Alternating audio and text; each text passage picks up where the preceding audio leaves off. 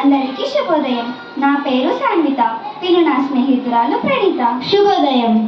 మేము 8వ తరగతి చదువుతున్నాము. ఇప్పుడు మేము తెలుగు భాషా దినోత్సవం గురించి చెప్పబోతున్నాము. వ్యావహారిక భాషోద్యమ నాయుడు గిడుగు రామ్మూర్తి జయంతిని తెలుగు భాష దినోత్సవంగా జరుపుకోవడం పరిపాటి. తెలుగు రాష్ట్రాలతో పాటు కేంద్ర పాలిక ప్రాంతమైన యానంలోనూ తెలుగును ఆర్థిక భాషగా గుర్తించారు. ఈ రోజు సభలను జరిపి 10వ తరగతి ఇంటర్ వార్షిక పరీక్షలలో తెలుగులో ప్రతిభ చూపుతున్న విద్యార్థులకు ప్రోత్సాహం కావాలని తెలుగు భాష చైతన్య సమితి లాంటి స్వచ్ఛంద సంస్థలు అందజేస్తున్నాయి. ఇక 2008లో కూడా కన్నడతో పాటు తెలుగును ప్రాచీన భాషగా గుర్తించారు. హిందీ, బెంగాలీ భాషల తర్వాత దేశంలోనే అత్యధికులు మాట్లాడుకునే భాష తెలుగు. ప్రభుత్వ కార్యాలయాల్లో తెలుగు వినియోగం పెంచడానికి కృషి చేస్తున్నారు. తెలుగు భాషలోనే విద్యా బోధన, ప్రజా పరిపాలన కొనసాగాలని తెలుగునాడు సమితి గత 20 సంవత్సరాల నుండి కృషి చేస్తున్నది.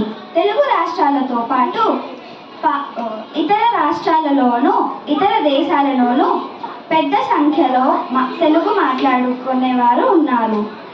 ప్రపంచ కీలన వలన పిల్లలను ఆంగ్ల మాధ్యమములో చదివించడానికి ఎక్కువ మంది తల్లిదండ్రులు ఆసక్తి చూపుతున్నారు. మనం ప్రతి ఏటా ఆగస్టు 29న తెలుగు భాషా దినోత్సవాన్ని జరుపుకుంటున్నాము. ప్రస్తుతం కేవలం 27% మంది పిల్లలు మాత్రమే తెలుగు మాధ్యమములో చదువుతున్నారని వినికిడి. లెక్కలు కూడా తెలియజెప్పుతున్నాయి. ప్రత్యేకించి టెలివిజన్ మాధ్యమాలలో పరభాష పదాల వాడుక పెరుగుతున్నది. ఇలాగే కొనసాగితే తెలుగు వాడుకలు తగ్గిపోతాయి. మాతృభాష మరే ప్రాధాన్యం ఉన్నది. తెలుగు కవి గిడుగు వెంకట రామమూర్తి గారు జయంతి నేడు.